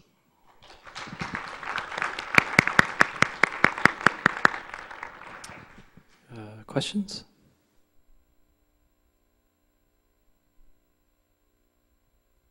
Hi, Hoki. Hello. Maybe I missed it, but if you're doing local time steps, you still have to synchronize somewhere with so you still have to wait for the slowest one at some point to pass information to neighboring regions. I'm sorry, my hearing is really bad, so I'm coming up to you. You still, I mean, if you're doing local time stepping, you still have to synchronize at some point, right? You didn't explain how you did your synchronization. Are you not still waiting for the slowest one at some point? Waiting for? The slowest patch. Yeah. Because it has to send its boundary information. So does that not hold you back with your local time stepping scheme? Yes, I mean, each little patch needs a layer of guard cells. And if you think about it, if you had strict time constraints, you could only update one patch. After a while, there would be one that's the oldest one, that's the only one you can update. But if you allow only a 10% time extrapolation, suddenly you release a large number of possibilities. And together with the oversubscription of each core, it guarantees that you always have work to do for all of the cores. So time extrapolation is, of course, essentially what PD normally does in any case, so it's not a new thing. Yeah? Any other question? Yes. What kind of cost reductions are we talking about? Like you have done some uniformly grid models in the past. If you do them with the new code, what kind of speed up do you get? We're expanding in many different directions, but one notable thing is that in solar physics, essentially nobody has tried adaptive mesh refinement, which is a bit strange, really. I don't know why. Maybe the theory is that one doesn't gain anything because there are so many structures that one has too much overhead. But if there isn't any overhead, and if you can take a local time step, it's a really large advantage.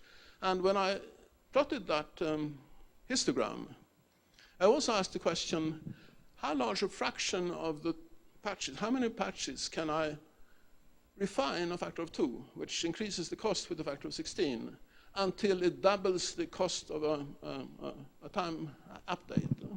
And the answer is surprising. I could refine about 10,000 of those. Okay, there's several million patches, but being able to refine 10,000 of them means one could focus on a number of interesting local phenomena without any large impact on the cost. So that couldn't be done if one simply had to increase the entire resolution. That would really cost a factor of 16, which would be pretty bad.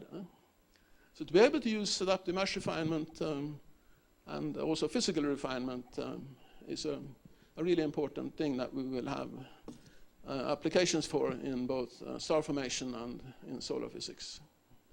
Okay, thanks very much for your very interesting and provoking talk. Thank you.